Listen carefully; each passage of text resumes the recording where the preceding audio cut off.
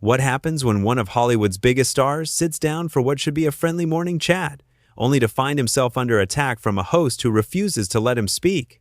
In just 37 seconds of on-air chaos, Denise Welch went from daytime television regular to the center of one of the most shocking moments in talk show history. The Loose Women studio was buzzing that morning. George Clooney had flown into London to promote his latest film, and the production team had worked for weeks to secure him as a guest. This was supposed to be the interview of the season, the kind of moment that sends ratings through the roof and gets people talking for weeks. George walked onto the set with his trademark smile, waving to the audience who erupted in applause. He looked relaxed in a perfectly tailored navy suit, his hair slightly grayed but still impossibly polished. He shook hands with each of the panelists before taking his seat next to Denise Welch, who was leading the interview that day. "George Clooney, everyone," Denise announced as the applause began to fade. "Thank you so much for joining us today. I know you're incredibly busy." "Happy to be here," George replied, settling into his chair. "I've heard great things about the show." The first few minutes went smoothly enough. They talked about his flight, the London weather, the usual small talk that opens these interviews. But there was something in Denise's tone that felt different, a slight edge, an undercurrent of something that George couldn't quite place. "So, your new film," Denise began, leaning forward slightly. "It's another one of those serious, important movies you like to make. Do you ever just want to have fun? Do something that's actually entertaining?" George's smile faltered for just a moment. "Well, I think the film is entertaining. It's a thriller with a lot of action, but it also has something to say about the world we live in. I've always believed that movies can do both." "Right, but don't you think audiences are tired of being lectured?" Denise pressed.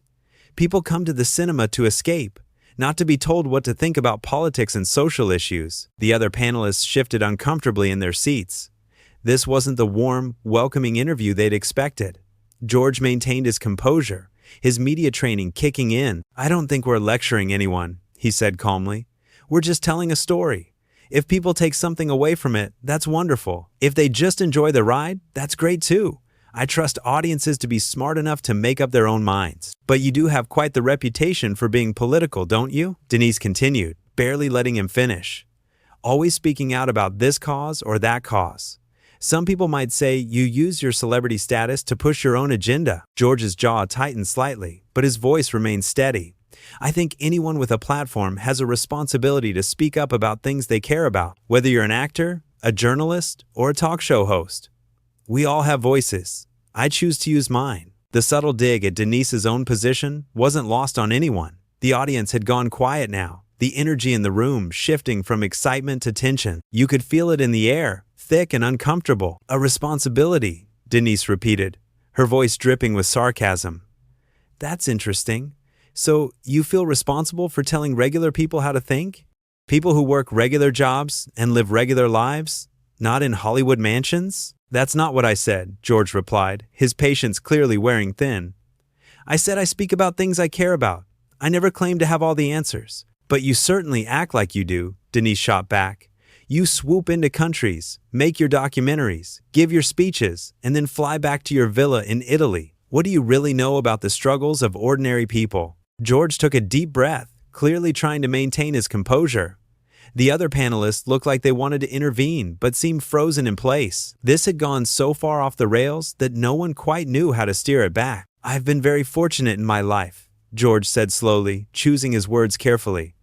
"I've never pretended otherwise, but that doesn't mean I can't care about issues that affect people around the world. I've spent years working with organizations that do real work on the ground. I've met with refugees, with human rights activists, with people who are actually living these struggles. So yes, I do know a little bit about it."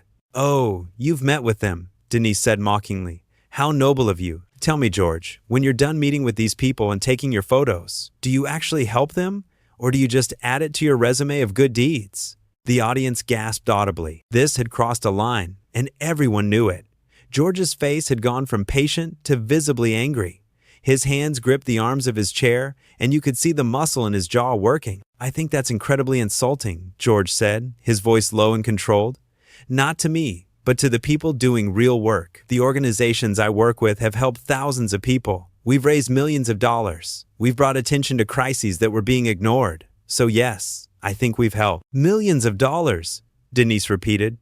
"That must make you feel very important, very heroic." It's not about feeling important, George said, his voice rising slightly despite his attempts to stay calm. It's about using whatever resources and influence you have to make a difference. What would you have me do? Just make movies and keep my mouth shut? I'd have you be honest, Denise said sharply. Stop pretending you're some kind of savior. You're an actor. You read lines that other people write. That doesn't make you an expert on world affairs. I never claimed to be an expert, George countered, his voice getting louder now. But I can read, I can listen, I can learn, and I can use my voice to amplify the voices of people who actually are experts. That's what I do. Oh, please, Denise scoffed. You love the attention. Admit it. You love being the Hollywood star who cares. It's all part of your brand. The other panelists finally tried to jump in. Denise, maybe we should, one of them started to say. No, I want to hear his answer, Denise interrupted, her eyes fixed on George. Come on, George, tell us the truth. Isn't this all just about your ego, about being seen as the good guy? George stared at her for a long moment. The studio had gone completely silent. Even the camera operators seemed to be holding their breath. When he finally spoke, his voice was quiet but firm. You know what? I came here to talk about a film that a lot of talented people worked very hard on. But you've spent this entire interview attacking me personally. You haven't asked me a single genuine question. You've made assumptions about my character, my motivations, and my work without knowing anything about it. I know enough, Denise said dismissively. No, you don't, George said, his voice rising again. You've decided who I am based on tabloid headlines and your own prejudices, and that's fine. You're entitled to your opinion. But I don't have to sit here and be insulted on national television. Oh, you're being insulted? Denise laughed. Poor George Clooney. Life must be so hard for you. This has nothing to do with how hard my life is, George said, standing up from his chair. The sudden movement made everyone in the studio jump slightly. This has to do with basic respect, something you clearly don't understand. Sit down, George, Denise said, her voice sharp. We're not finished. Yes, we are, George said firmly.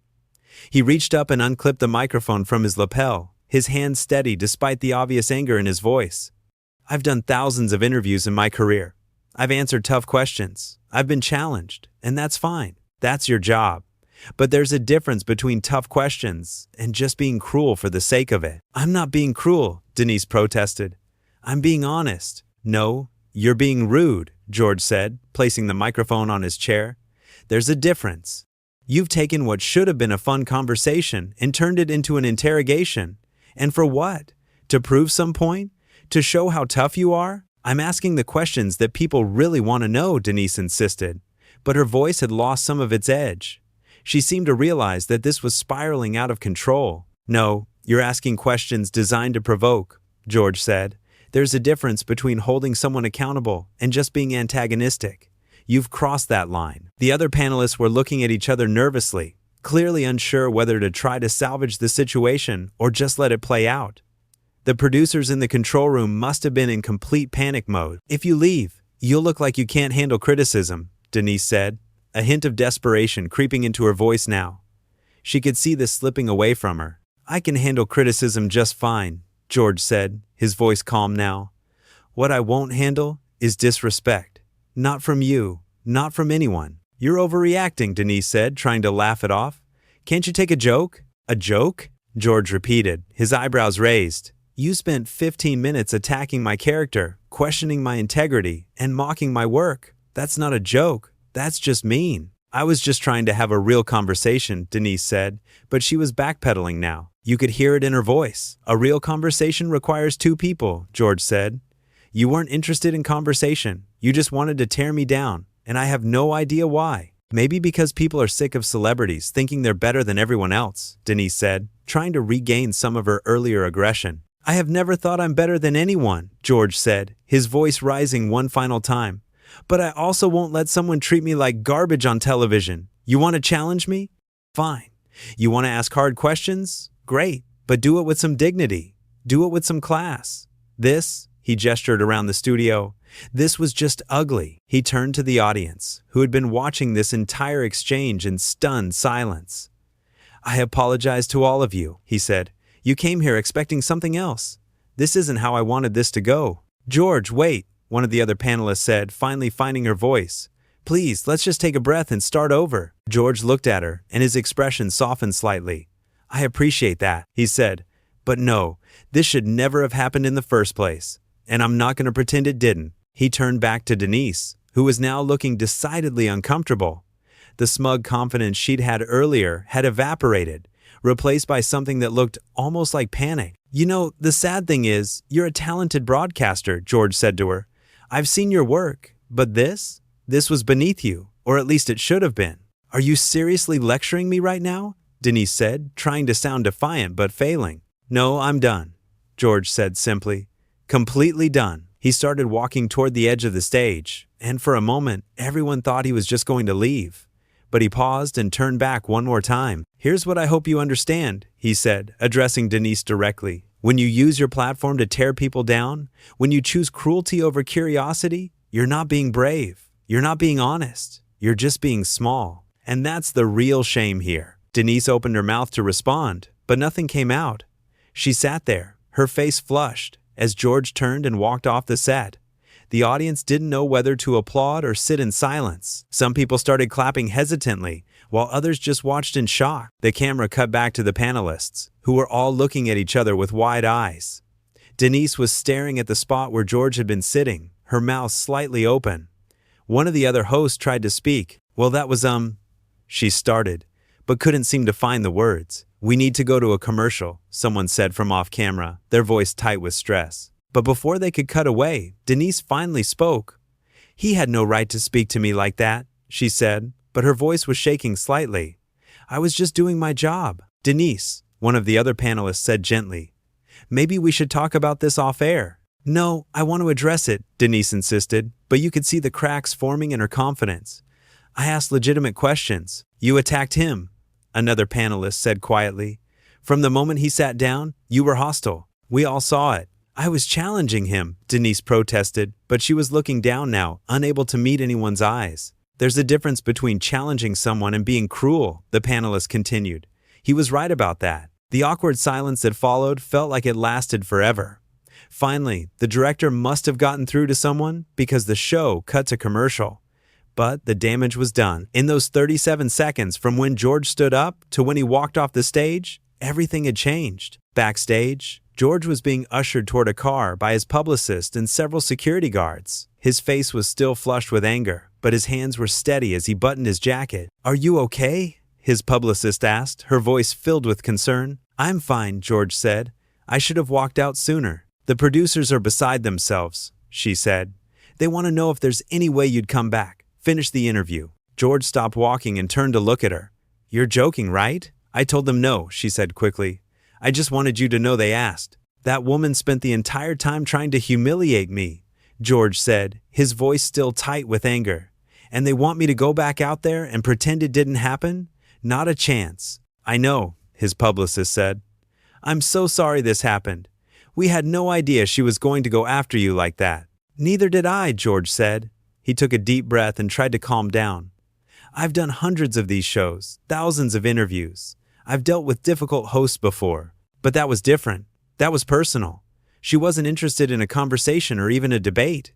She just wanted to attack me. She was completely out of line, his publicist agreed. Everyone knows it, George nodded, but he still looked troubled. The thing that bothers me most is that she made it about me, about my ego, my privilege, whatever. But the work I do, the organizations I support, they're bigger than me. And she reduced all of it to some kind of vanity project.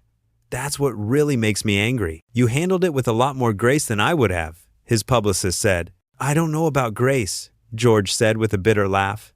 I walked off a live television show. That's not exactly graceful. You stood up for yourself, she corrected. There's nothing wrong with that. They reached the car and George climbed into the back seat, grateful for the privacy of the tinted windows. As they pulled away from the studio, he looked back at the building one last time. I hope she thinks it was worth it, he said quietly. Worth what? His publicist asked. Whatever she was trying to prove, George said, because she just made herself look terrible. And for what? A few minutes of confrontation? Some headlines? It's such a waste. Back in the studio, the show had returned from commercial. Denise was still sitting on the panel, but she looked shaken. Her earlier confidence had completely disappeared, replaced by a defensive, almost wounded expression. "We want to apologize for what happened before the break," one of the other panelists said, taking control of the situation. "That was an unfortunate situation and not the kind of interview we normally conduct on this show." "I stand by my questions," Denise said, but her voice lacked conviction. "I was trying to have an honest conversation." "Denise," another panelist said carefully, "I think we all saw what happened, and I think most people would agree that it went too far." "He couldn't handle being challenged," Denise insisted, but she was fidgeting now, her hands moving restlessly in her lap.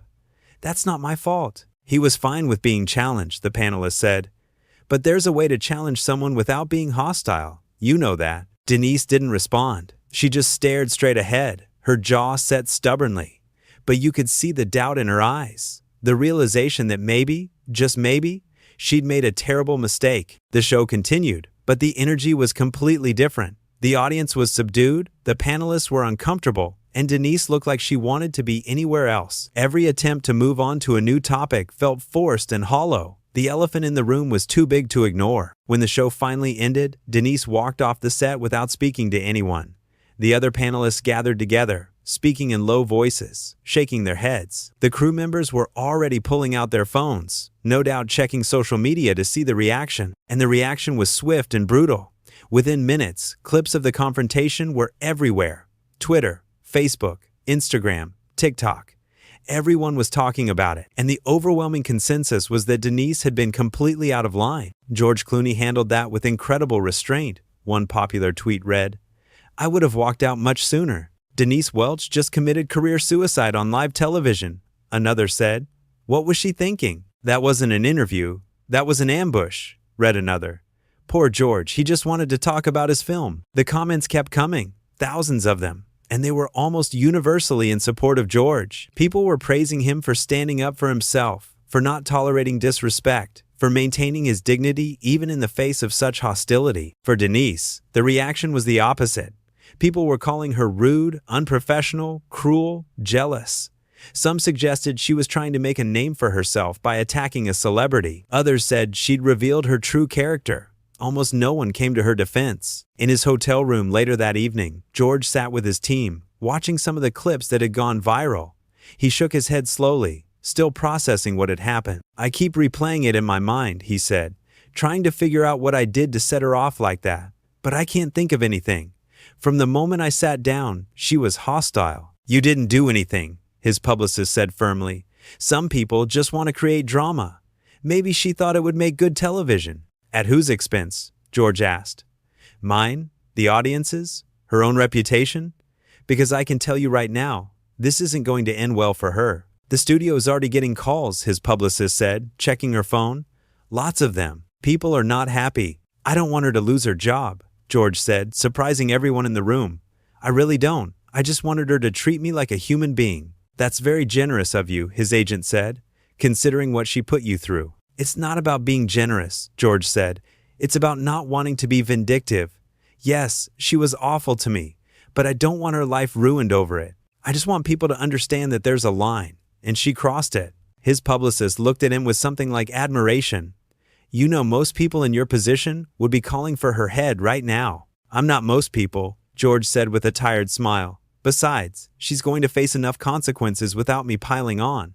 The court of public opinion is already making its judgment." And he was right. Over the next few hours and days, the story continued to dominate headlines. Think pieces were written about interview etiquette, about the treatment of celebrities, about the responsibility that comes with having a platform. Talk show hosts from other programs weighed in, almost all of them criticizing Denise's approach. The incident became a teaching moment, a cautionary tale about what happens when you forget that the person sitting across from you, no matter how famous, is still a person, still deserving of basic respect and courtesy. For George, the incident became another example of his professionalism and grace under pressure.